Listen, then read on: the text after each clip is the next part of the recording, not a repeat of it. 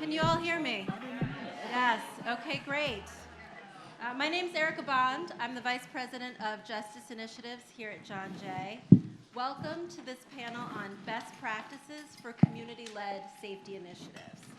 As you heard this morning, the Safe and Just Communities Summit is built around 4 core elements of safe communities. Communities that are resourced, that are just, that are healthy, and that are restored.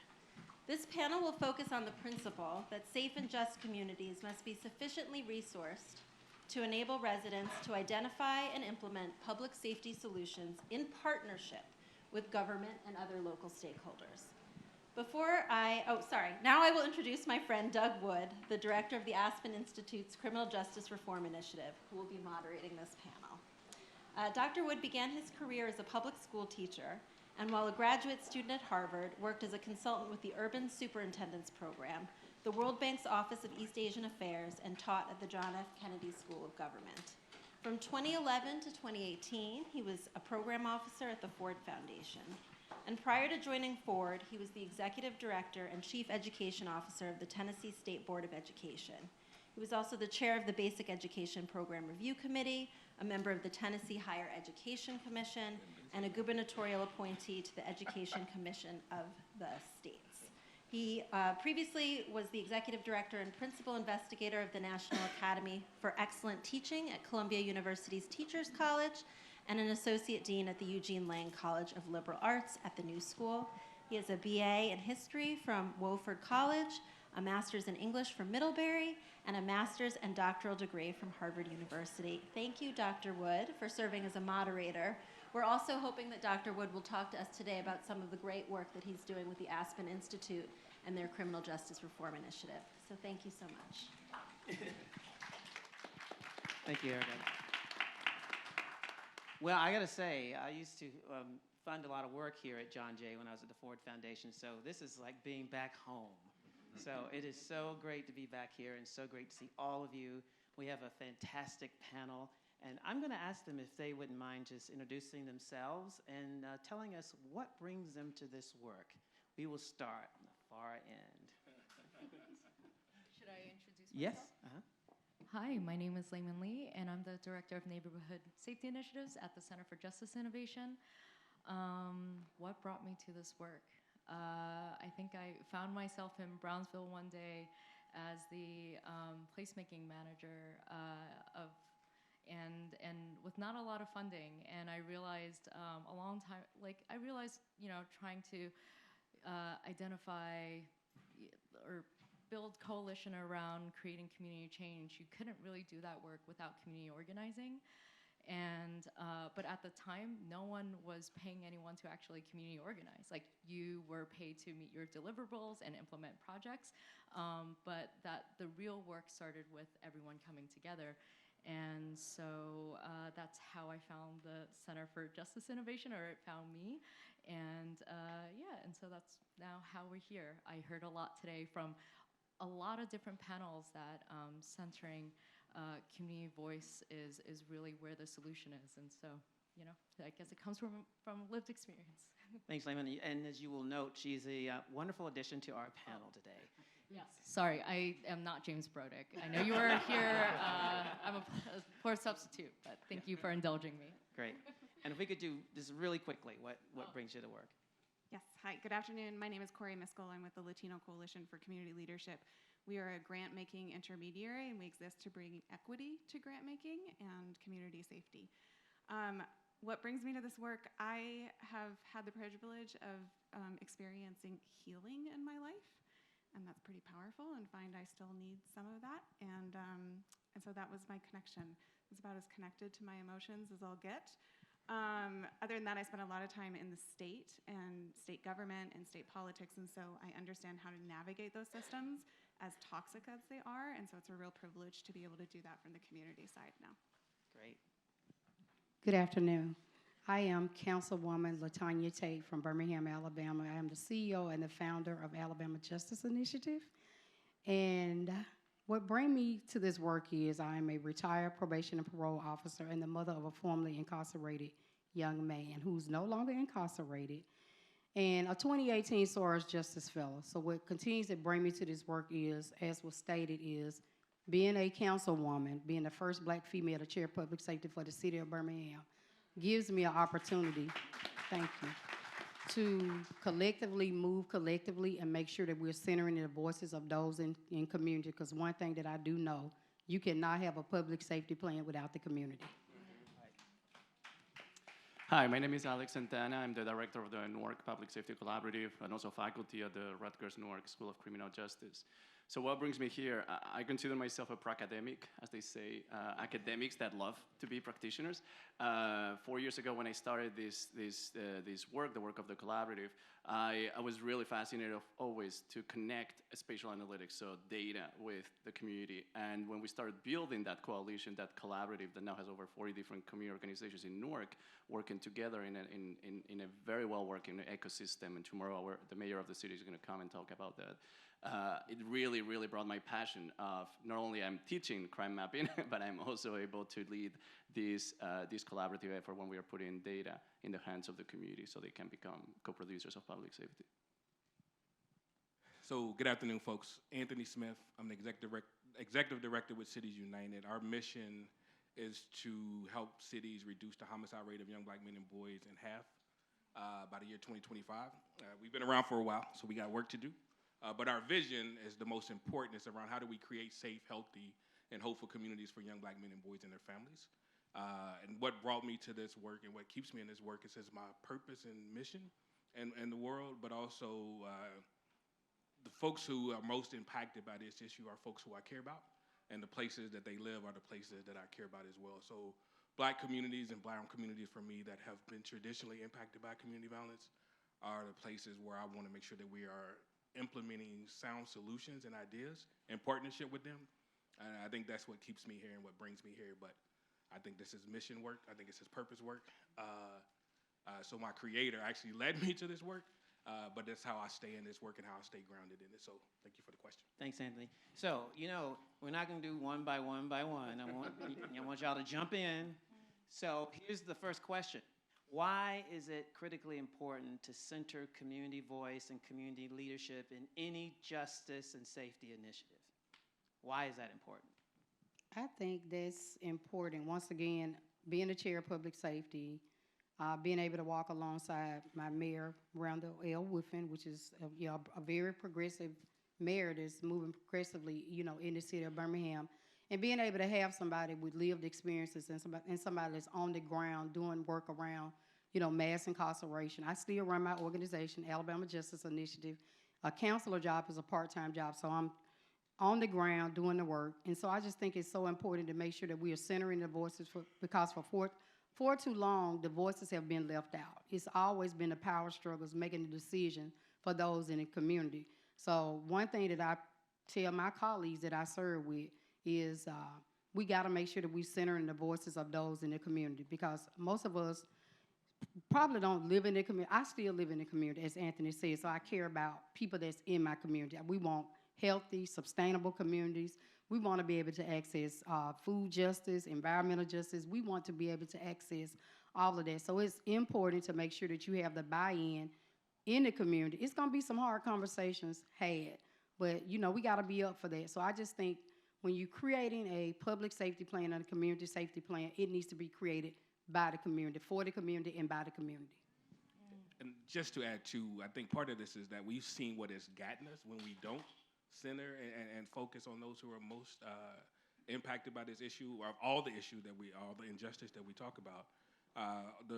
There's intended and unintended consequences that happen when you don't have people who live every day at the table helping you make decisions. So I think, if we don't want things to continue the way that they are, we don't want mass incarceration, we don't want young people shooting and killing each other, we don't want all the things that we say we don't want, then that means we've got to have people who are dealing with it, helping us identify the solutions at the table. So I think for us at Cities United, when we go into a city, even though we start with mayors and their city leaders, we're clear that you've got to move quickly, Mayor, to create a table that allows the families and the young people who are most impacted by this issue to sit at that table, not just the ones who have been shot, but also the ones who have pulled the trigger.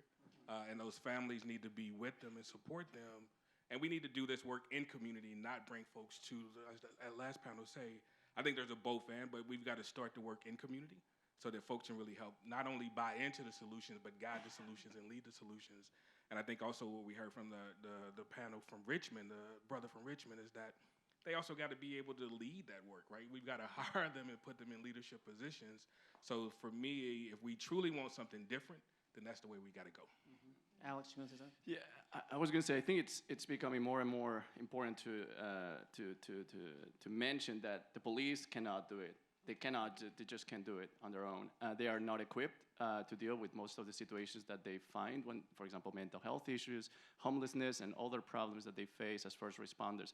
So they're not equipped to deal with those situations. And sometimes because they are the first ones to confront them, that escalates. I feel that here is where the community really plays a role. And from the experience of what I've seen in the Public Safety Collaborative, where we have all these community groups at the table with the police wants to hear what the community have to say, and the community wants to hear what the police have to say. I have a round table where no one is in control of the conversation, but there's a level playing field where the community can have a discussion. In our case, informed by data, that's the program that we developed, the Data Informed Community Engagement Program. But there's no one that supersedes the others. The police and the community are at the same level, and the community can share with the police their lived experiences. They can talk about their suggestions about the solutions they can bring to the table, and the police listen. And I have an example very quickly. One of the main crime problems in Newark that the police were struggling back 2 years ago were auto thefts that were on the rise, and they didn't know how to deal with the problem, so they started issuing tickets. They brought that to a meeting, and the community said, "Why are you issuing tickets to people leaving their cars running, for example?" And they said, "Because we don't know what to do." And the community said, "This is an educational campaign. We need to educate people about the danger of leaving cars running because they're going to be victimized." And the community took a position. We printed flyers, and they used the flyers to basically implement an educational campaign. Here is where you see the police are changing their tactics, no longer issue tickets, and now the community are having conversations with residents about the dangers of, for example, leaving their cars running. It may sound that it's not that important, but it was the beginning of the conversation 3 years ago that really helped us shape other more important conversations moving forward. I'm happy to give other examples. Well, let me build on that for a second. And I want to ask you guys to jump in, everyone. What intervention models or frameworks that you have implemented in your communities that really are anchored in community-led engagement? I can jump in on that one. So first, to answer the first question, though, because we tried it the other way, and it didn't work, right? And now I do want to make sure that we're defining our terms, because part of Latino Coalition's dedication to the community is partly of what we observed and experienced, is that we were part of the community but not resourced to do the work. There were nonprofits that were well-funded, that were community, right, that were coming in, helicoptering in when there were resources, doing the work, but the minute the resources dried up, then they would leave town again. Right? Whereas the community, right, in our term of community, in our definition, has that staying power, right? We are from the community, and we have this innate wisdom, and that's why we're here. My second point, budgets are moral documents, right? We've heard this before. And so you get what you fund. And that is one of the things that we've done in Colorado called a Community Reinvestment Initiative, very similar to like a Justice Reinvestment Initiative, but we've expanded to work on the full spectrum of safety, everything from intervention, prevention, reentry to victim services, right, to that restorative justice model.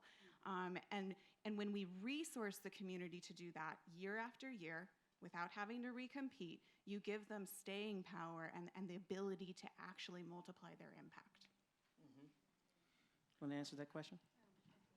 So at neighborhood safety initiatives, like we all know, right, we've learned and we've heard here today that communities have the solutions that they need. They just need connection to the tools and the resources, which is what we try to do, is to facilitate that.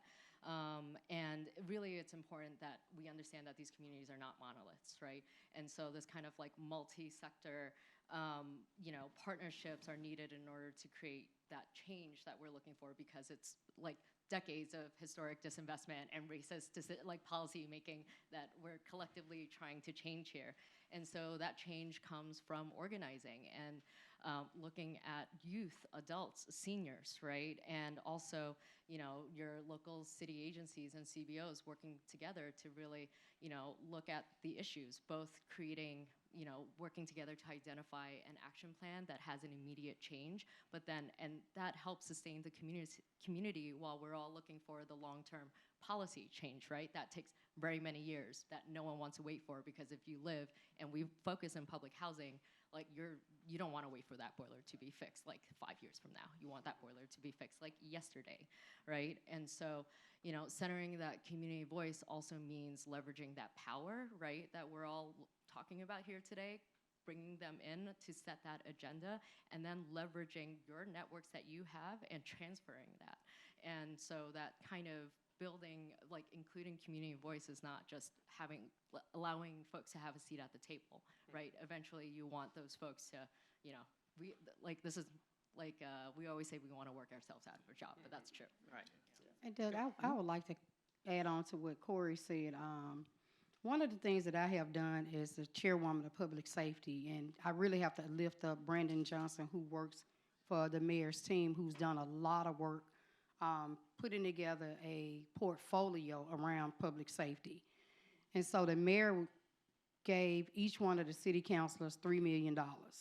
And so I was able to peel off some of that money and make some investments, with the Aspen Institute around the governance and audit and data work that we're going to be doing in Alabama. And also I was able to get partners to partner with me to see why it is necessary that we make this investment. Data is so important. Super important. And another thing that I was able to do was to raise $500,000 to get the credible messenger training to come into Birmingham. So we're going to be getting messengers trained to hit the streets. And they will be paid.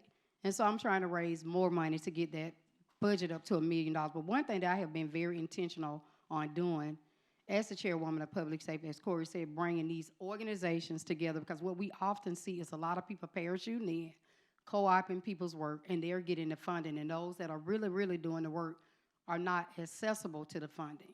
So I've been very intentional on meeting with over 25 nonprofit organizations and making sure that we started a listserv so everybody knows what everybody is doing, and telling people don't be anxious, change is going to come. We did not get here overnight, and we certainly will not get out. But one thing that I have been having deep conversation with my mayor about is starting an Office of Violence Prevention, staffing that office, getting them the resources that they need, but also getting them the consultant that they need to keep that office stand up, as Cory said, to continue to fund that, continue to fund. Because when I'm gone from council, I don't know what my next move is going to be, but I want to be able to look back and see the impact and the legacy that I left back to continue. Because what I do know is we constantly seeing young people murdered in the streets of Birmingham. We constantly seeing mothers burying their kids. And so we're making some leeway there. We were able to meet with the chief and get that victim, were they able to get those victim packages off, because they were having a hard time doing it. So being a black woman, and I'm going to be very intentional, and I'm going to kick in every door that I need to kick in, whether people like it or not. And philanthropy people, we coming for you. We coming for you. Yeah. Like, seriously, so people can get this money that they need, because of the investment, this investment has been made. The democracy is under attack. We have an attorney general that's trying to introduce an anti-gang violence bill, that if you're 16 years old, you can be charged in the state of Alabama as an adult. He made it quite clear, we're not looking for the Bloods or the Crips. 3 or more you congregating, we're going to lock you up. No, not on my watch, you're not. Yeah, just that last point that the council member made, that's a bill that's going state by state, right? So somebody's organizing to criminalize our kids. We need to organize so that they don't criminalize our kids, right? So those kind of policies, stand your ground, these gang enhancement laws are things that right-wing folks are saying, let's take these across the country and let's put these out as public safety. We've got to redefine public safety. We got to reinvest in public safety. But I want to just go back to the question that Doug asked around this idea of most models and most things that are called evidence-based have started in community, right? Somebody comes, find it, studies it, and then all of a sudden it becomes evidence-based, right? So there's not too many models that are in the CVI, community violence ecosystem, that did not start in community and now somebody put a name on it and put a brand on it, and now we all are saying that this is the thing to do. So if we're truly honest about where we get our best ideals from and our best solutions from, they come from communities that are dealing with the issue, right? Now, how we support those folks who are doing the work and give them credit for it is the thing that we got to work on, right? So we've got to be better at saying, this is who founded this is where we got it from. Me as academia wants to help you study it, but I'm gonna give you credit along the way. And when it goes inside of a university, you're gonna go with me inside of that university. So we just gotta be clear that there's not too many solutions that we are working on as a country on any issue that did not come from the community that was most impacted from it. It's just how we talk about it and how we give credit to folks is the issue that we're dealing with, right? So when I think about GVI, when I think about CVI, violence interrupters, when I think about the hospital-based interventions, all of those things started because somebody said we can do differently in community and had the will to go talk to others, and then it happened. And now it's like it's left the community, and now it's up here. And then we go back and train community on how to do it. And communities already knows how to do it. So how we close that gap, I think, is a bigger question, and how we give credit to community members who have started this work. Because we all read the Boston Miracle if we're doing any of this work around violence intervention. And we know that was clergy, we know that was community, we know that was academia. So we just know all of those things. But I think the story changes as we get it inside of universities and folks then own it, and it's not owned by folks for real, it's owned by community. So, Alex, you want to jump in? Yeah, I think the gap that exists between the academia and the community, there's a reason for it, and it's decades of I would say, academics using the community as a laboratory, and that is a problem. When I started when we established the NPSC 5 years ago, the first year, it took me 1 year to really get people to trust me, to build relationships. And it was important because, again, of all the problems that happened with decades of that gap between the academia and the community. The way I see the problem, obviously there's a problem, there's a branding problem, there's the idea of who gets credit. The way I reframed it, and at least the way I did it in Newark, I said, the first 2 years I didn't publish anything, so I wasn't looking to get that credit. And instead of giving credit to us as a collaborative, every time someone will do something based on the data. So my interest was focus on the places that require resources. Your resources are limited, focus on these places because these places is where the problems concentrate, and we apply the place-based approach. So instead of going after the people, we ask you to focus on certain places that tend to act as a magnet to criminal activity. And every group that will go out there and implement an activity, we will give them the spotlight in our meetings. So we would say, Lincoln Park Coast Cultural District, an amazing group, and they have an amazing community organizer. Here's your logo, here's the work that you're doing. Next group, this group. And we will make it about them. Because I think the problem here is that they thought, you want to extract from me, you don't want to give me back. And I said, no, that's not how it works. But you need to create those relationships. They talked before about the importance of relationships. We thought relationships, this work wouldn't work. Absolutely. And I believe that relationships are a strong part of this work. And it's not just me, it's my team is right now here. And it's the work they do and how they are trusted in the community. They are trusted because what they do matters and helps. And they are being of assistance. But we're an intermediary organization, the boots on the ground, those who actually are dealing with those high-risk intervention situations, whether it is because they are talking to at-risk youth in front of a corner store where drug activity is happening, or whether they are working near an abandoned property because there's certain types of criminal behavior occurring nearby. All those interventions are key to the success of any public safety initiative. What we want to do is to be the backbone. In the end, our organization is part of an anchor of Rutgers as an anchor institution. So our work is to be on the back, letting them do the great work. Obviously, I'm interested in evaluation because I want to know if it works, but that doesn't mean that we want to brand it and that we want to say, this is for us. And no, I agree with you. I've seen that in too many places. No. Go ahead, comment. And so to kind of bring it back to your original first question of like, why center community voice? And as we talk about data and we talk about research, oftentimes it's like if you look at the CompStat data might say that crime is down, but the communities are responding that they don't feel any safer, right? And you've talked about healing earlier, and how, like the crime going down and statistics that say things are improving doesn't erase the fact that communities are still traumatized by stop and frisk, or they're still over-policing in these communities or policing in schools, right? And so some of the things that we try to do is, bring people together to identify what the issue is, but then also put the data in their hands, analyze it, develop, co-create a solution, and then also an evaluation. But that is the community completely leading that work. And at the end of the day, what we found is, and we're all saying it here, and I love that we're at a panel where we're all saying it, that safety is more than just policing. Yeah. Safety is improved housing. Safety is is investing in youth programs that wonderful Devon here is doing in Polo Grounds houses in Harlem. That are designed by youth programs that they want to go to, entrepreneurship programs that actually support small businesses in neighborhoods where traditionally the jobs and businesses are not going to them, and improved healthcare and wellness, and improved public spaces, because we all deserve to live in beautiful spaces that are designed by community that honors their history, right? And that's where data and community voices can really work together to change the narrative. I want to build on that. I mean, one thing in the Aspen Justice and Governance Partnership, we help to, in partnership, build local justice collaboratives that are cross-sector in nature. So let's talk about that. What does it take to really build, support, and sustain cross-sector collaboratives over time? Just to start. Jump in. Yeah, no. I think you've got to set the table for it to be, right? You got to have a broad table and invite everybody to.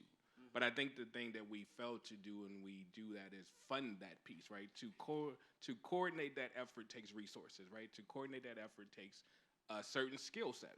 And to coordinate that effort takes a lot of attention to making sure that everybody feels like they're at the table. So I think when we talk about coalition building and we talk about making sure that we do cross-sector engagement, you never give the organization that takes the lead the resources to do it, right? That's almost a whole nother team that you need to actually manage that thing. Because when we go into cities, just to, as a layman's part?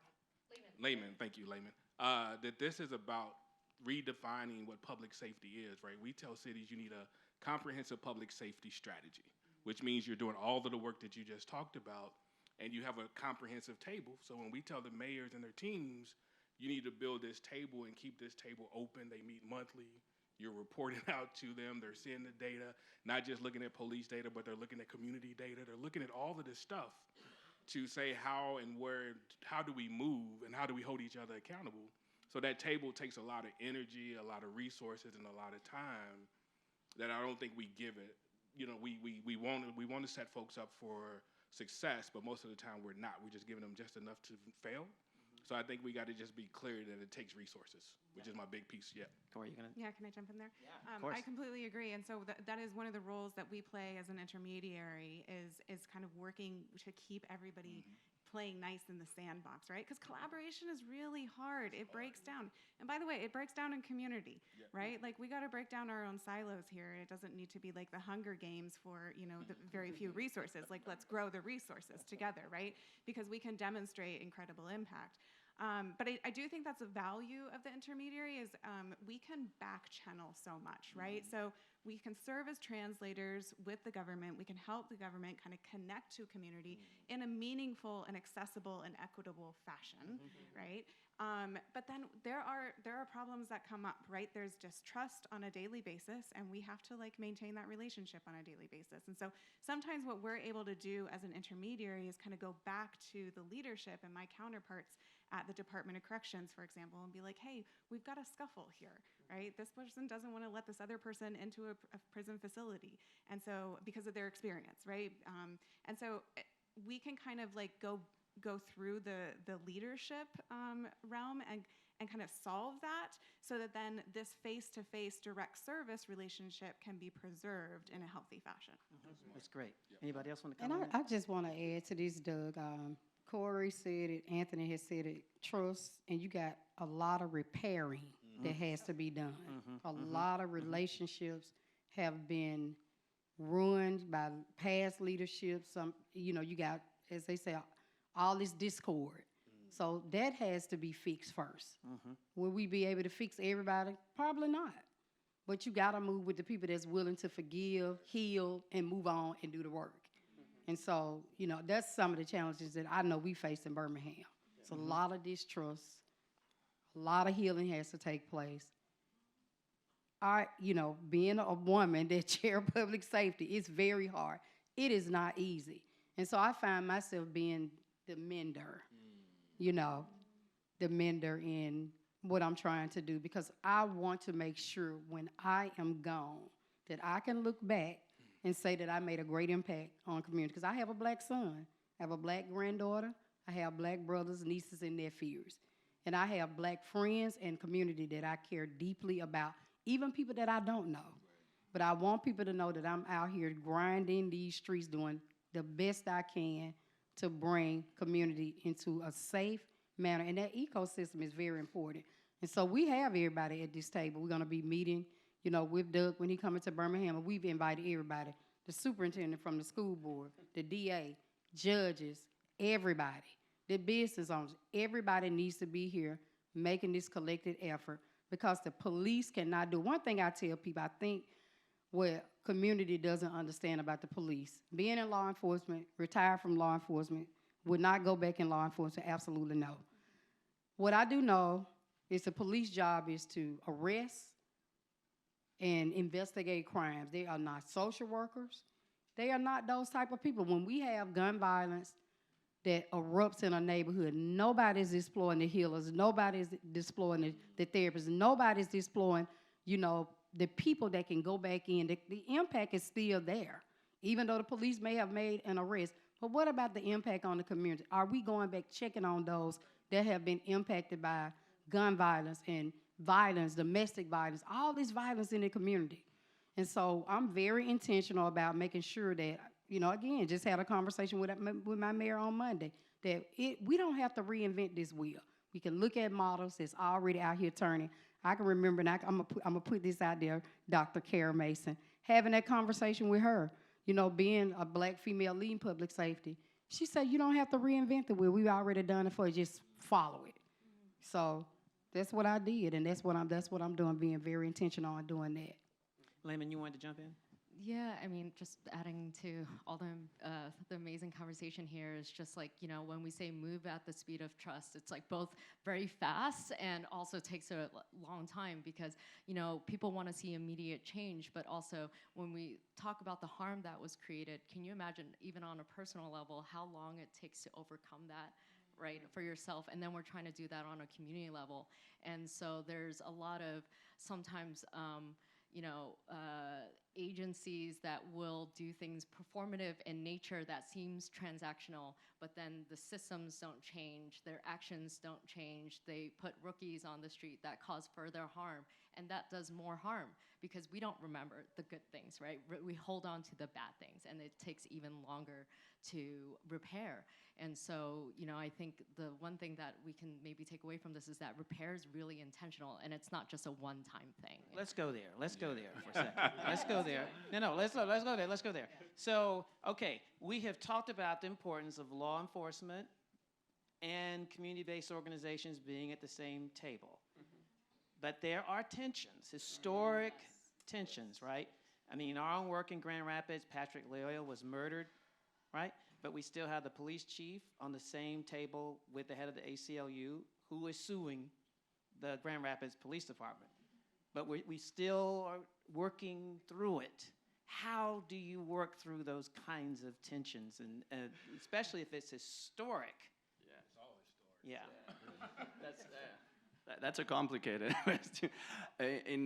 In my experience in Newark, the Newark Police Department has been under consent decree for some time. And being under consent decree means that they have to change the way they've been doing things. So when a consent decree is put in place, and now Patterson just got into not a consent decree, but they are being intervened by the New Jersey Attorney General, I think that maybe opened their mind more to the type of proposals that we had to put at the table. They were more proactive at accepting the type of framework that we offered them. So when they came to the table, they liked not to be in control, I think. So they enjoy not to be. So, and let me just put it this way. Community policing, nothing new. everyone has heard about community policing. It's been around for decades, since the 70s. But it tended to be very police-centric and very police-led. So the police were in control of the data and the conversations. And in those meetings, usually the police will say, crime is going up, let's say. But that's it. That was the conversation. Crime is going up or down. You talk with the community then respond and say, of course, there's no employment, or there's poverty, or there's all these other social context, social issues. In our meetings, we don't have that type of discussions. In our meetings, the police are not leading the meeting. The police are one more at the same level as everyone else at the table. We are conveners, but we let them speak. But the meeting is led through data. So the data, we put maps on the screen and we say, here is where crime, these places are attracting criminal behavior. Let's have a conversation about crime A, B, C. And what we notice is that the police want to say something, and then the community says something. And they don't attack each other. They don't start arguing, because for a moment, we are not talking about the social problem, the social context that, of course, affects crime. We are talking about crime at the hyperlocal level. What does it mean? There was a really interesting discussion at the CBI-PI meeting convening in St. Louis a couple months ago, where the director of the Bureau of Justice Assistance gave the example of the south of DC. Said, okay, this is the neighborhood with the most crime in DC. But if we take a deeper look, most of the crime is concentrated in 5% of the neighborhood. So the neighborhood is considered dangerous, but really crime is happening in only 5% of the city, of that neighborhood. It is literally street segments of that neighborhood that are creating the problem. Therefore, why are we talking about the neighborhood as a problem neighborhood when really is that 5% that we need to focus on? So the same happens in our meetings. We try to take away the conversation, not because we don't believe it matters, but because we believe that if we take a more hyperlocal look at the crime problems, we can have conversations that lead to solutions. Because in the end, I'm very interested on the strategies. That's exactly what we're doing. Can I just jump in for a second real quick? One, I just want to go back to Cory's point around, it's really hard to have equal dynamics when you come into a room, even if that's the goal, right? Because the budget that the police have is always bigger than the budget that anybody has. So there's always control, right? And there's always control in the space, whether police gives and can do the double dutch kind of thing and, play nice. So I think part of this is just acknowledging that people have issues with police when you come into a room. And just to be clear about it, right? We have historical issues with the way policing is executed in Black and brown communities and poor communities. We just got to be honest about that. And I think police got to be honest enough to say in a space, in a room, that yes, we have, as an institution, might not you in particular, have created this environment for you all to distrust us, right? We cannot just play kumbaya and act like all of that stuff is not happening, right? So we got to be really, really clear that control is not just around giving up space, it's also giving up your budget. And it's also being equitable with your resources. And until we can get law enforcement to say to us, yeah, we'll come into the rooms, but we'll also come into the rooms with budgets and be willing to, like Newark, the mayor had to take money from the police, had to take a station from the police, gave a little bit more breathing room for community to believe and trust that process. So I just think we just got to be clear and honest that there's always going to be tension until we shift the way we invest in public safety. And right now we continue to say, let's use 35 to 65% of our budget for this current model of public safety, because we still believe in that and we still trust that, and we'll still give them the resources even though crime's not going down, even though you're not arresting everybody who commits crime. So there's all of this stuff that we just got to be clear and honest about. And I think those tables, people in community have always wanted to have conversation with police and do. And it's not that they don't, and there's individual police that a lot of people trust and value, from SROs to community folks, but the system as a whole has not been conducive, and the Black folks and brown folks and poor folks have had to carry the burden of all of that stuff that comes out of it. So I just think we just got to be clear and open there. And I don't think the shift truly happens until mayors and folks who have control of the budget are clear that we need to reallocate resources to really do the things that we're talking about up here. Because until you do that, then you're really just talking to me, right? You're really just saying to me, hey, that sounds nice. I'm gonna give you $1 million for it and expect miracles, but I know the police got a $200 million budget. Yeah. And this is not either or, but this really is about how do you right-size public safety investment in your community and say, if we truly want to make sure that all of our kids are safe, they got to have quality schools. They got to live in housing, safe and affordable housing. They've got to be able to walk to the store. They've got to be able to get to medical care, right? They got to have both physical and mental care. And until we do that, we're truly just talking about a wish that we have, right? Until we shift the way we allocate our resources. And that's the push for us, is when we come into a city, let's build out a strategy to talk about what you want for all of your kids, and then let's invest in that. Well, you know, I love the fact that you brought up hyperlocal, and I love the fact that you're doing reinvestment.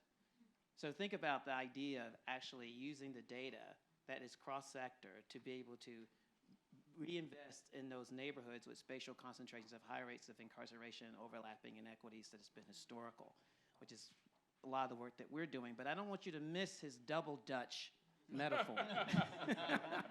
I was on the phone call with him on Friday. I was like, you need to write about that.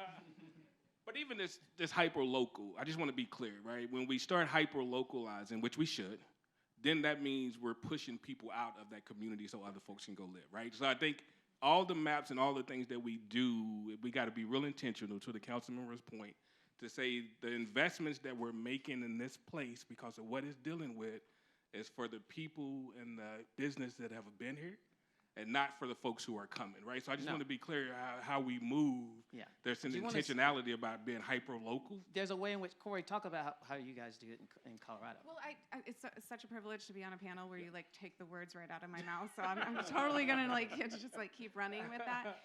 So you're absolutely right. Redirect the resources, the power, all of those things. Our other recommendation is it starts before it starts, right? I'll completely plagiarize my good partner, the Alliance for Community and Justice Innovation.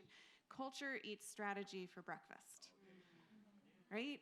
And so if we're going to do the reinvestment, I think it's important that we first do some culture work within the systems to be like, what does it look like to share power?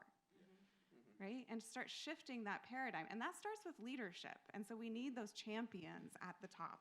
Thank you for initiating that work. But then I also think the reverse is true too. We need that work to be done in community as well. And so at Latino Coalition, we call it the get ready, right? We're talking as a community without necessarily the systems at the table to say, this is the opportunity. How do we want to show up? Right? What are your ideas? What are your strategies? What are the relationships? And how does that all work out? But we need that time to process. It's not fair to just reinvest the resources and let the system set the table and then invite community and be like, I'm pissed you didn't come. Yeah.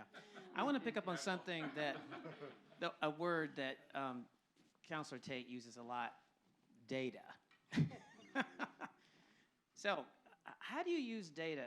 I'm just asking everybody, how do you use data to, inform the development of these interventions in a way that is holistic and engages the community? I can start. Look at me. Oh, see, I'm data driven, and Doug has seen me in action. Yes. When somebody comes before the council and play the blame game. It's the city fault. I'm real big on accountability and measurable outcome. What are you doing to show me that you have shifted some changes in community, somebody's life, you prevented something? I run a nonprofit organization. I have to do reporting. You are no different from me. So if I have to be held accountable for philanthropy dollars, you should be held accountable for saying that you're a community organizer or you have an organization. You shouldn't come to the city and want me to give you my discretionary money without showing me some measurable outcomes that you have done. So I think I've shifted that mindset with a lot of my colleagues. Y'all have made some bad investments. Seriously made some bad investments. Y'all have given y'all money to people, and we are still in this same situation. We still here. You can come to City Hall and get your 3 minutes of fame on camera, because that's all we give you is 3 minutes. But that's people's time to come and show out. You showing out, but you still have not done anything to shift or change what's going on in community. I don't see you organizing a farmer's market, none of that. No health care, none of that. But it's the mayor's fault, it's the city council's fault, It's everybody's fault, but it's not your fault. So data to me is super important because I think it's going to tell the story. It's going to tell where the poor investments have been made, the poor decision making from hierarchy, just freely giving out money like it's a cash bar. So, so I'm big on data. I'm sorry. I'm big on data and accountability, and I'm unapologetic about it. Alex. Yeah, so I'm going to start with words that are not mine, but that really resonate with where I see things moving. I was at another convening, and the lead of a CBI in New Hope, Connecticut said, I tell all my community organizers, my community outreach staff, no data, no dollars. And when he said that, it's something that I think it's important. And the problem here is that if you don't collect data as you are doing community outreach, that data doesn't exist. You're not able to measure the success of the work that you're doing. In other words, if you don't collect that information and bring it to, in other words, if you don't have a process to collect data, you're missing a key component of the work that you're doing. You're not going to be able to show impact, and that impact is important. So I liked when I heard that, because that's something we are doing in Newark now. With 3 community organizations in particular, what we are doing is we gave them access to a series of data, and we said every time you're doing community outreach, write on a spreadsheet your observations, and they are writing observations as they are conducting their community work. That informs our analysts at the NPSC on what they are seeing, so that when we analyze the data, no longer the data is being analyzed on a vacuum. So no longer we are just using police reports, for example. So incident level data from the police, we know that that data is incomplete. Depending on the crime types that you're dealing with, most thefts are not reported. Homicides are more reported, and as you go down the ladder to less violent crimes, they are less reported. So crime data, it tends to miss a lot of the picture of what really is happening. So that's why usually we deal with perception as a way to understand what's happening, because a lot of the data is just not there. So by having them collecting information and feeding it back to us, we are better to create better analysis that then can inform them on the work that they are doing. And is that process of collecting, data collection, it's just something that they weren't doing before. And I think that if we want to systematize or institutionalize this type of work, so that on the long run, these CBOs, these community organizations, whether they are CBI specific or they're doing murals or they're doing any type of community outreach, that they implement this type of data collection practices, not just because it's better for them. They're going to be able to apply for grants. They're going to be able to prove that the work that they're doing has having impact, but it's also going to be able to show that the ecosystem is having a real impact, which we see. I mean, in Newark, we are seeing it because we are, right now, we have the lowest, this last year, we had the lowest rate of shootings in 60 years.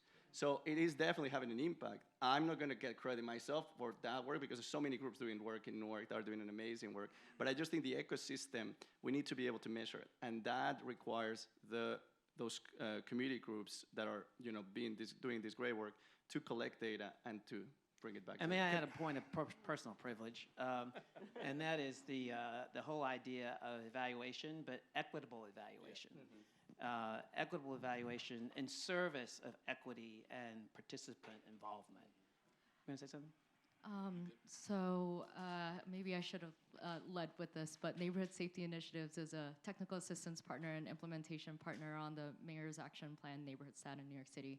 And we have the privilege of working in 30 developments, New York City housing developments, citywide. And if you can imagine, in New York City, it's a lot of people living in public housing. I think it's like over 400,000 people on papers, 600,000 maybe, not like maybe even more, because we know there's a huge housing homelessness issue. And so it's a lot of people. And so if you can imagine people living in public housing that has not been invested in for a long time, it's a lot of people complaining, right? And that's how it lands on people on the other side. It's just a complaint until you unfortunately have data. And so putting data in the power of communities to back what they're saying is that is like where the advocacy is. That's where the power is, to put it in their hands. And so at the end of the day, we leverage data, to behind like, okay, why does this issue exist? We unpack that as a collective, develop that solution, but then also the community votes on the solution together. So one of the things that we do is a participatory budgeting process where 15% of the population is involved in identifying what that solution is, and that's numbers, that's data that cannot be ignored. Can I add to the data conversation? Because I think it's all important, and I think it's all important for all the reasons that were said. But I also think the most important reason is that you give it back to community so that they can do what they need to do. But I also want to say, when we talk about public safety and we talk about the traditional models of public safety, there's a whole team that analyzes data. There's a whole system that I have when I cruise and when I patrol that I put data in that then goes somewhere. And I think if we want the CVI ecosystem to do the same thing, there's got to be an investment in how data is collected and analyzed and how you build these organizations up. So I think part of the struggle that we're having is that we are saying we want folks to be where we need them to be without the infrastructure that supports it, right? So when organizations come to the table the way they are now, doing amazing work, great work, now I don't have data from 5 years ago because I've been doing work. And I don't have a team who I can give it to then analyze it. So how do we build this infrastructure at the same time and we want to get people to a better place, right? So all I'm trying to say is that, again, it goes back to resources. And right now, to the council member's point, a lot of organizations that come in front of her might not have the infrastructure to give her the data that she needs, but having somebody like Alex who can go sit and help mine that data and then put it out is the thing that we need. So how do we build all of this ecosystem at the same time? Because right now we're holding people accountable for something that they don't have the capacity to do, but we know it's important to the work, right? So I just want to make sure that as we build this out and have this conversation, that everybody does not have a record sitting next to them, walking them through the process that says, hey, I just need you to write this down and we'll put it in Analyst and we'll put it out, right? But we know every police department and every other public safety, from jails to detention centers to the fire department to EMS, has a whole complex data analysis system that they use that we need to make sure that this system that we're trying to build out has as well. And we got to make sure that you have that capacity at the local level through, for example, local justice intermediary, which is what we're doing in Birmingham, that will allow that capacity there and to be sustained over time. But you're right, the investments have to be there to do that. Cory? Totally, and I think that's the real brilliance of like the recent DOJ grant and CVI, which was featured in the previous panel, right? Funding some intermediaries to help come in and build the capacity of community and faith-based organizations to collect the data. Because it's one thing, like if we have the data to be able to hand it off through these amazing partnerships, that's great. But so often, at a local level, we get into the work to care for people, not sit behind a computer and enter data. Right. And so building that muscle in a way that is doable, right, that doesn't take 24 hours a day is really important. And so I think there are strategies to go about that, but we, again, need to fund the organizations to do. Right, exactly. And one other thing I think, too, in addition to the quantitative data, in our work, we are helping to establish and build upon community-based action research teams, so that the qualitative work, particularly around the priorities, justice priorities in communities, have the same equal footing as the quantitative cross-sector data. I want to shift just quickly. I have one last question for you. Sure, go ahead. Yeah. And just to clarify, and I want to piggyback off what Anthony said. That's my reason for collaborating and bringing these nonprofits together, because we do realize that they doing great work, and we don't want to penalize them because they can't provide us what we need. So I want to make that real clear so people don't think that we're not trying to help. But we want to get them the tools and the skills that they need. So that's why I'm grateful for the partnership with Aspen. So one of the positions that we will be hiring with the partnership with Aspen is a data analyst, somebody to collect this data, but also to get those that don't have the capacity, make sure they have their paperwork correct. You got an accounting. You need all these moving parts for your organization, because as my lovely panelists have said here, that you can be able to get grant funding. So I do know philanthropy is not going to trust you with dollars.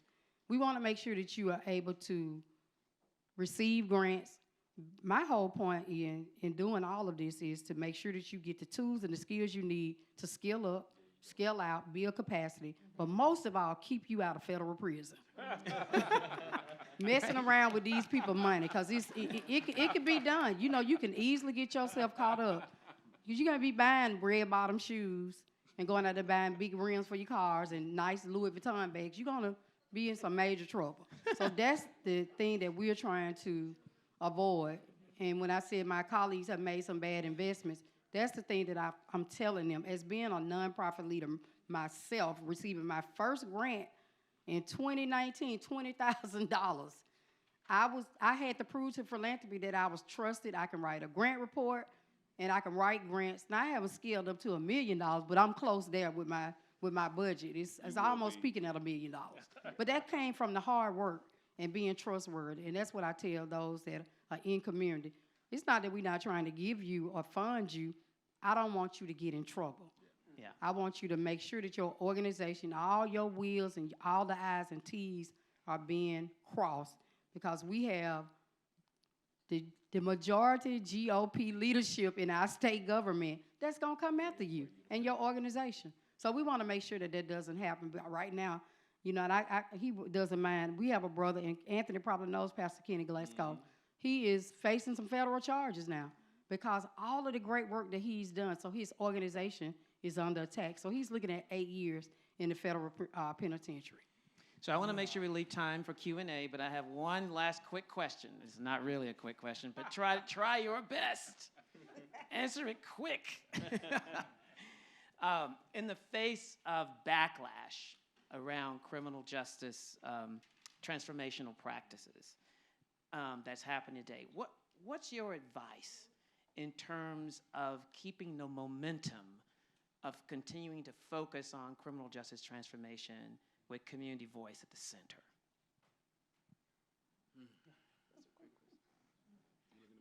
I thought we were popcorning in this room. We're still popcorning. Okay. We're double dutching right now.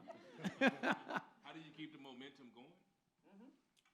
I think it goes back to your point around the qualitative data. It's the stories, it's the successes, it's how you get people into this, right? It's not just numbers that get people like, okay, I can believe.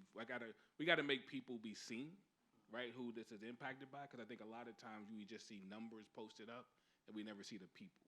So I think making sure that people understand who's impacted by this work and what happens when we do things differently. Because I think when again the brother from Richmond talked about the fellowship that they do is an amazing thing. Right, and when you hear the stories directly from those who are impacted by, like the cat who graduated from FAMU, I've met him.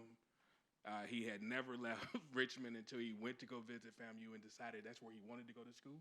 So it's like these amazing opportunities and stories that you hear from people who just want chances, just like you, just like your kids and anybody else's. I think that's how you keep the momentum going. You got to make this real to people. They got to see the real faces and the real stories before they can really understand this has got to keep moving.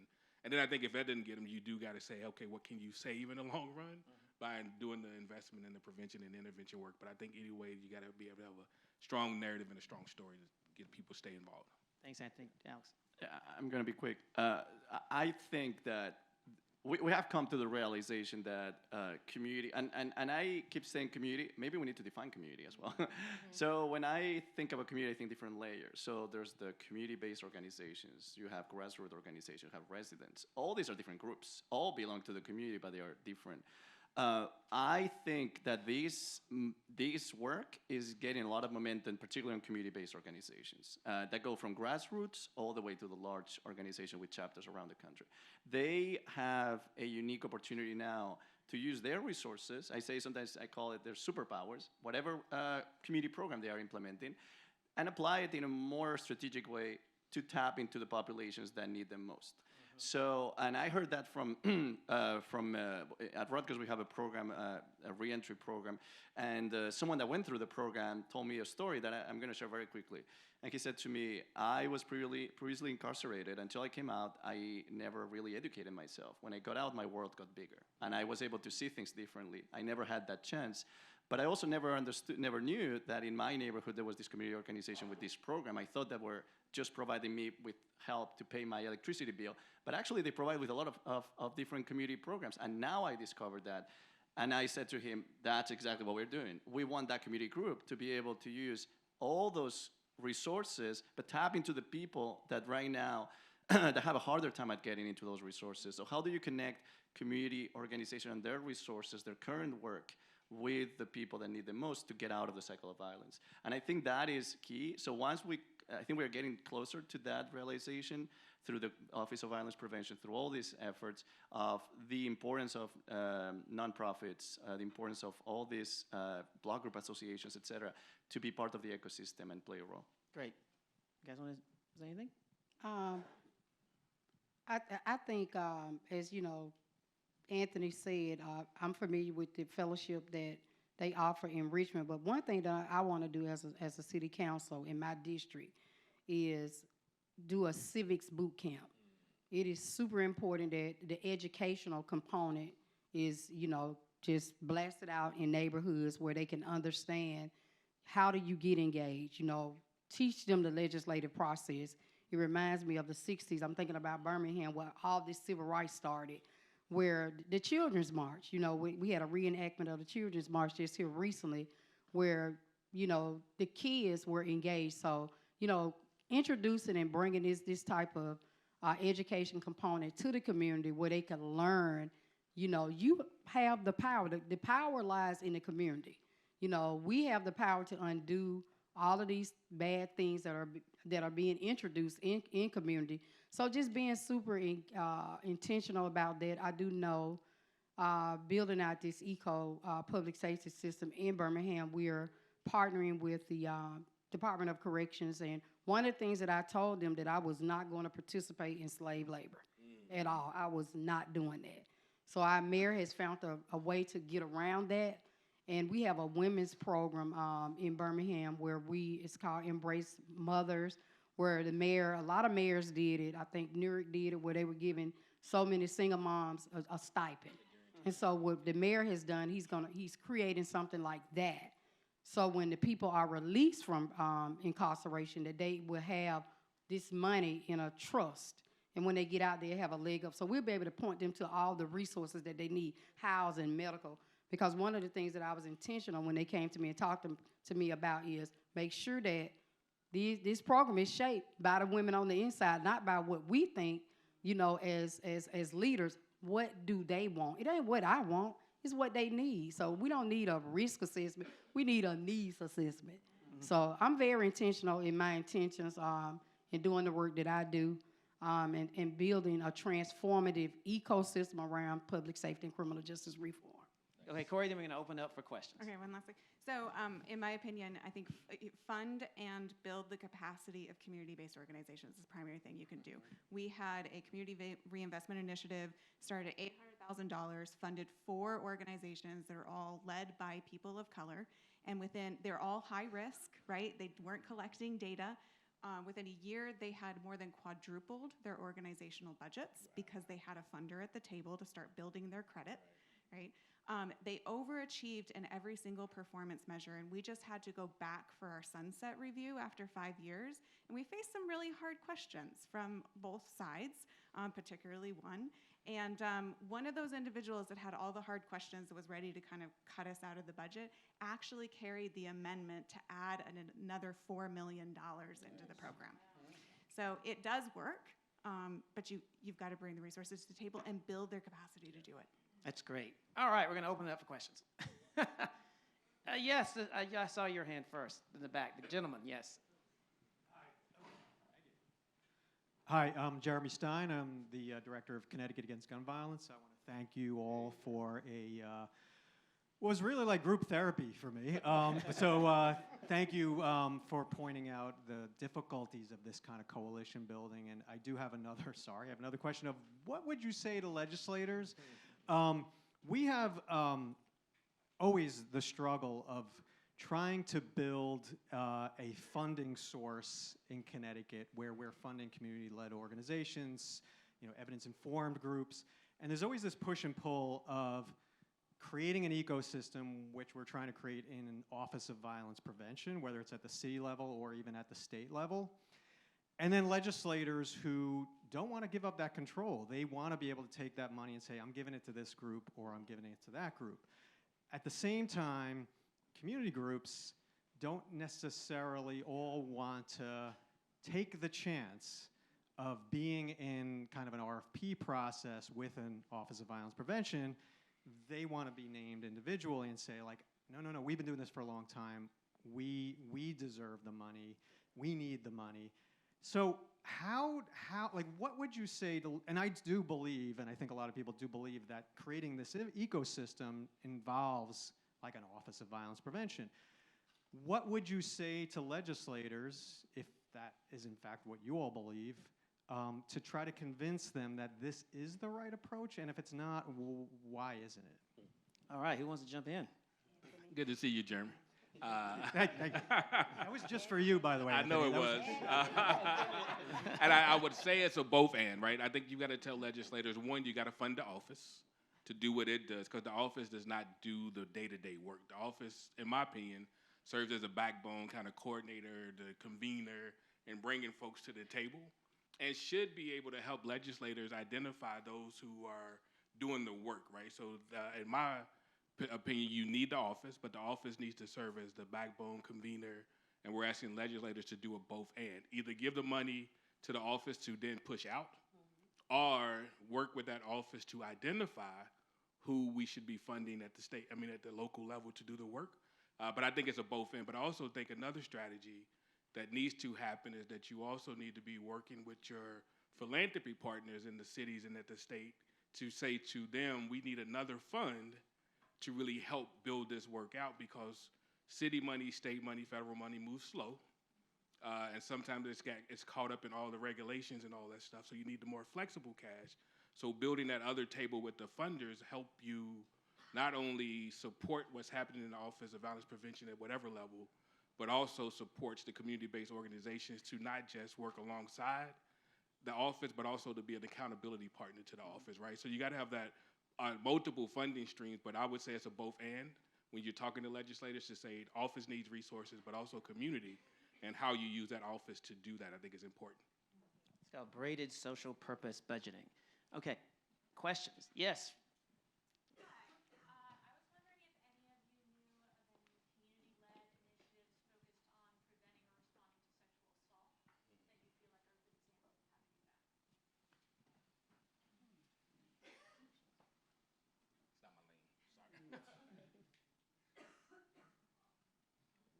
Anybody in the audience?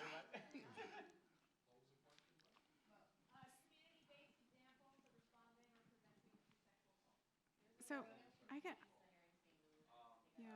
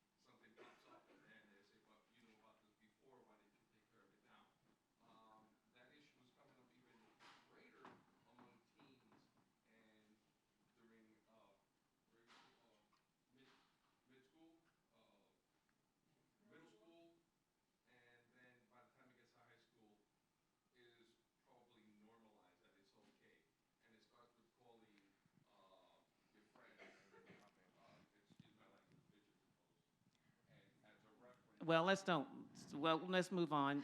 Can Thanks. can I Carol, help did you answer want to that? say a word? Can, Okay. can I just answer? And I'm going to do my best because it's not my project, but there's another program at the Center for Justice Innovation called RISE that came out of looking at the data that a lot of the gun violence that was happening in our city was related to intimate partner violence. And so what they do is they have outreach workers and programs working in the communities around just like, intimate partner relationships and building, that kind of doing those programs and teaching de-escalation and also providing the healing that's needed in communities, right? Oftentimes, when that trauma happens, there's a lot of like shooting responses, but then, you also need healing, and that kind of harm causes more harm. And so they're actually working on that with youth and adults, but then what's really, really cool is that they realize that they need to, kind of intervene in the system of like reincarcerating people when the only response we have around intimate partner violence is calling 911, which causes further harm. And so they're trying to build out a system in the community, I think looking at small businesses to see if they can work with those small businesses on an education program to provide like a safe haven when there's a need. And so they're called RISE. I'm not doing a great justice to describing their program, but they're incredible. Great. And we have a question right over here. So I wanted to ask a question about the qualitative data that you were talking about. It's very intriguing, and you gave so many good examples of when you bring people to the table. I'd love to hear some examples of how you've demonstrated qualitative data, how you've cut through algorithms and echo chambers, and what you're doing in the communities to relay that information and to whom. Well, I can start, and you can. Well, why don't you go ahead, Alex? So if you're talking about so we organize meetings every 2 months that are data-driven. So like I said, we use geospatial analysis to get our partners, which like I said are community-based organizations, businesses, local government, police, etc., to have a conversation about what could be some of the contextual factors that are leading crime to these areas, whether that is corner stores or bodegas, which is something we've been focusing lately, or whether it is abandoned properties is where we started, which we find always to be connected with instances of gun violence. So those conversations, we don't treat them as qualitative research. While we use those conversations, could be considered, we use those conversations to build those strategies and then implement this. It's more of a participatory action research agenda as opposed to simply collecting qualitative data. When I think about qualitative research in the type of work that we do, I think about an example in particular connected to the problematic near bodegas and corner stores. We found these particular locations, these corner stores, to be very connected to instances of gun violence. So we shared the top 10 most problematic bodegas with our partners. The police took the data and they used code enforcement to check if they had violations. So they did that piece. But a community group, part of the Office of Violence Prevention, said, I want to run a survey. And now surveys, if you work in an academic environment, you know that the IRB is not the quickest thing to work. So if I want to write a survey myself and get it out there, maybe in 3-4 months I'm going to be able to run the survey. So they decided to do it on their own. They asked for our advice, but it was a community-run survey.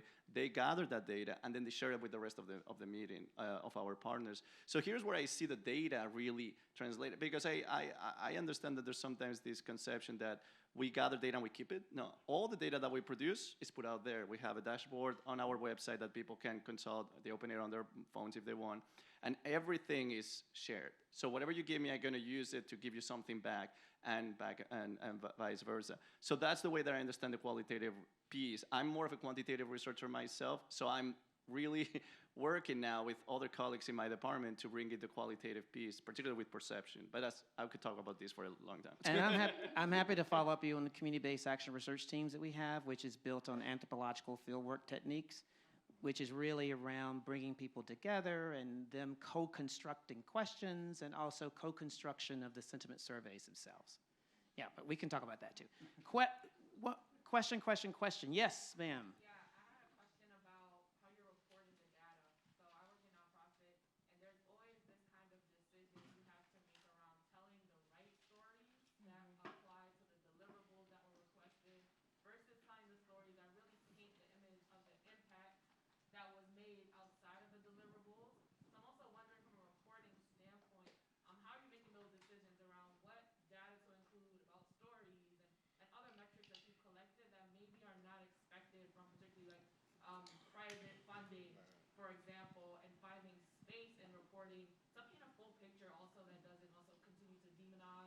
our participants in our communities. So I'm wondering about that because I think that's also, there's a thin line there too. Yeah, can I jump in real quick? I think, again, it says we send over what they ask for, but also what we need them to know. But also what I've been able to do over the last 8 years is really build like strong relationships with our funding partners where I'm on calls with them at least monthly, if not more, helping them talk through what we're doing and what it looks like, and then inviting them to a lot of the stuff that we do as well, right? So for us, it's not just a transactional, you write a check, we give you a report. I need to have a long-term relationship with you so you understand what we're doing and how we're doing it and who we're doing it with. But also, again, a lot of funders now allow you to add more attachments to the report. So give them more than what they ask for, right? And schedule time to talk them through it and walk them through it. But I treat them as partners and long-term partners just like I do anybody else. So I try not to mystify funders anymore. We have conversation, we're real. And the monthly conversations allow me also to be able to pivot when I need to, because they know what we're doing and my relationship and trust is built in a way that just allows us to be able to be more flexible with the work. So whatever you need, so if you don't have that strong relationship, make sure you do, but just give them more than what they ask for. And then have a conversation to make sure they understand it, make sure that they read it, but walk folks through all of your stuff because you need them to understand what the bigger picture is, not just what that thing is that they ask for. Anybody else want to respond to that? Alex? I know you want to go. You're talking from the perspective of the funders or perspective of the community organizations that you're sharing data with? Community to the funders. Yeah. So the way I report data, because I also have to report to the funders, but the community groups don't report to me because, again, they do this work on their own, and we don't, let me rephrase it. Now through a grant from the Bureau of Justice Assistance, we are replicating with 3 community organizations that do get paid, and they do report to us. But generally, the way this started 3 years ago, and where we got most of our results so far, has been completely voluntary. So they were doing the work, and they were using the data, and then they were reporting back at the meeting. The way I report the data to our funders is by, I report I report everything that we, I'm very open when it comes to data. So usually I will go into the 3 main programs, for example, that were implemented, and I will tell them what was the impact based on the evaluation component, and focus on whatever piece help you understand better the problematic. So try to think, what was the problem that you were trying to solve? And then what did you do to create change, and how that change had an impact? So whether that you're going to measure that with numbers, I like to use numbers, but sometimes you may have a qualitative piece that is going to explain that impact. Mm-hmm. So maybe use the qualitative, use the story that, for example, neighbors, have they noticed a change based on the program that you implemented? So there's different ways that you can approach the situation. So it depends on what research methods you want to use. Cory, last word. Yeah, so I agree, build relationship with the funder, that's really important, but we're also not a big proponent of pay for performance, that doesn't work, right? But we're still kind of caught in that machine. And so what I do encourage is kind of look at what's behind the data. What is the data telling you, and tell that story, right? Because at the end of the day, it's some sort of flag that says, hey, something's going on over here. And so try digging down a layer. The other is, for us, in Colorado, we have an intermediary, and so we talk about data a lot and what story to tell and how to tell that story. But if you don't have that, go connect with the other sub-grantees, because chances are they're also experiencing that, and there's strength in numbers, right? What are they seeing? Is there an undercurrent here and a story that you could share? Well, I'm a former middle school teacher, which means I start and end on time. It is such a pleasure to see all of you today. Thank our wonderful panel. They've been fantastic. Thank you all.